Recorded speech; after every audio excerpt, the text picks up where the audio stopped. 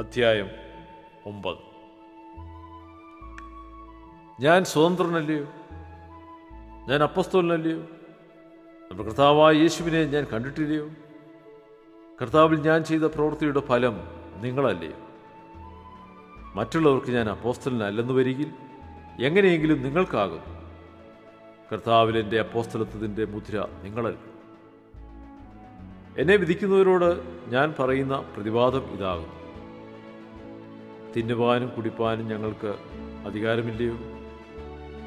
ശേഷം അപ്പോസ്തലന്മാരും കർത്താവിൻ്റെ സഹോദരന്മാരും കേഫാവും ചെയ്യുന്നതുപോലെ ഭാര്യയായ ഒരു സഹോദരിയുമായി സഞ്ചരിപ്പാൻ ഞങ്ങൾക്ക് അധികാരമില്ലയോ? അല്ല, വേല ചെയ്യാതിരിപ്പാൻ എനിക്കും ബർന്നബാസിനും മാത്രം അധികാരമില്ല എന്നുണ്ടോ? സ്വന്തം ചെലവിന്മേൽ യുദ്ധസേവ ചെയ്യുന്നവൻ ആർ? മുന്തിരിത്തോട്ടം ഉണ്ടാക്കി അതിൻ്റെ ഫലം തിന്നാതിരിക്കുന്നവനാര്? ആട്ടിൻകൂട്ടത്തെ മേയിച്ച് കൂട്ടത്തിൻ്റെ പാൽ കൊണ്ട് ഉപജീവിക്കാതിരിക്കുന്നവൻ ആര്? ഞാനിത് മനുഷ്യരുടെ മര്യാദ പ്രകാരമോ പറയുന്നത്? ന്യായപ്രമാണവും ഇങ്ങനെ പറയുന്നില്ലയോ? മെതിക്കുന്ന കാളയ്ക്ക് മുഖക്കുട്ട കെട്ടരുത് എന്ന് മോശയുടെ ന്യായപ്രമാണത്തിൽ എഴുതിയിരിക്കുന്നുവല്ലോ. ദൈവം കാളയ്ക്ക് വേണ്ടിയോ ചിന്തിക്കുന്നത്? അല്ല, കേവലം നമുക്ക് വേണ്ടി പറയുന്നതോ? അതെ, ഉഴുന്നവൻ ആശയോടെ ഉഴുകയും മെതിക്കുന്നവൻ പദം കിട്ടും എന്നുള്ള ആശയോടെ മെതിക്കുകയും വേണ്ടതാകിയാൽ നമുക്ക് വേണ്ടി എഴുതിയിരിക്കുന്നത്രേ. ഞങ്ങൾ ആത്മീയമായത് നിങ്ങൾക്ക് വിതച്ചിട്ട് നിങ്ങളുടെ ഐഹികമായത് കൊയ്താൽ വലിയ കാര്യം. മറ്റുള്ളവർക്ക് നിങ്ങളുടെ മേൽ ഈ അധികാരമുണ്ടെങ്കിൽ ഞങ്ങൾക്ക് എത്രയധികം. എങ്കിലും ഞങ്ങൾ ഈ അധികാരം പ്രയോഗിച്ചിട്ടില്ല. ക്രിസ്തുവിൻ്റെ സുവിശേഷത്തിന് യാതൊരു വിഘ്നവും വരുത്താതിരിപ്പാൻ സകലവും പൊറുക്കുന്നു. ദൈവാലയ കർമ്മങ്ങൾ നടത്തുന്നവർ ദൈവാലയം കൊണ്ട് ഉപജീവിക്കുന്നുവെന്നും യാഗപീഠത്തെങ്കിൽ ശുശ്രൂഷ ചെയ്യുന്നവർ യാഗപീഠത്തിലെ വഴിപാടുകളിൽ ഓഹരിക്കാരാകുന്നുവെന്നും നിങ്ങൾ അറിയുന്നില്ലയോ?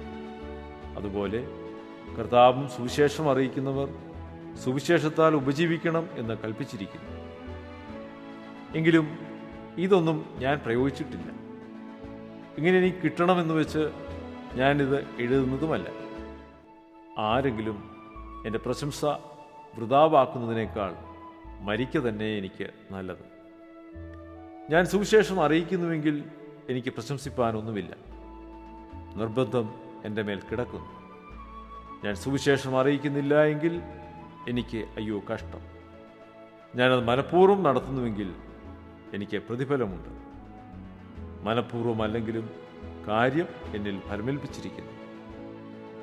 എന്നാൽ എൻ്റെ പ്രതിഫലം എന്ത്? സുവിശേഷം അറിയിക്കുമ്പോൾ സുവിശേഷ ഘോഷണത്തിലുള്ള അധികാരം മുഴുവനും ഉപയോഗിക്കാതെ ഞാൻ സുവിശേഷ ഘോഷണം ചെലവ് കൂടാതെ നടത്തുന്നത് തന്നെ.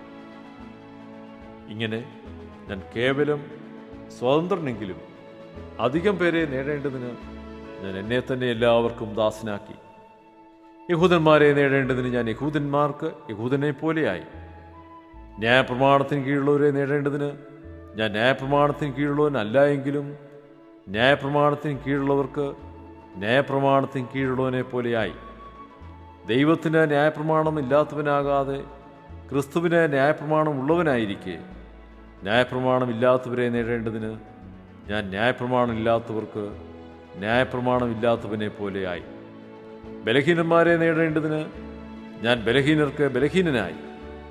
ഏതു വിധത്തിലും ചിലരെ രക്ഷിക്കേണ്ടതിന് ഞാൻ എല്ലാവർക്കും എല്ലാമായി തീർന്നു. സുവിശേഷത്തിലൊരു പങ്കാളിയാകേണ്ടതിന് ഞാൻ സകലവും സുവിശേഷം നിമിത്തം ചെയ്യുന്നു.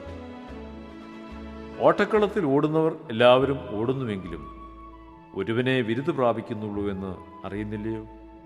നിങ്ങളും പ്രാപിക്കാൻ തക്കവണ്ണം ഓടുവീൻ. അംഗം പൊരുത്തുവനൊക്കെയും സകലത്തിലും വർജനം ആചരിക്കുന്നു. അതോ അവർ വാടുന്ന കിരീടവും നാമോ വാടാത്തതും പ്രാപിക്കേണ്ടതിന് തന്നെ. ആകയാൽ ഞാൻ നിശ്ചയമില്ലാത്തവണ്ണമല്ല ഓടുന്നത്. ആകാശത്തെ കുത്തുന്നത് പോലെയല്ല ഞാൻ മുഷ്ടിയുദ്ധം ചെയ്യുന്നത്. മറ്റുള്ളവരോട് പ്രസംഗിച്ച ശേഷം ഞാൻ തന്നെ കൊള്ളരുതാത്തവനായി പോകാതിരിക്കേണ്ടതിന് എൻ്റെ ശരീരത്തെ ദണ്ഡിപ്പിച്ച് അടിമയാക്കുക അത്രേ ചെയ്യുന്നത്.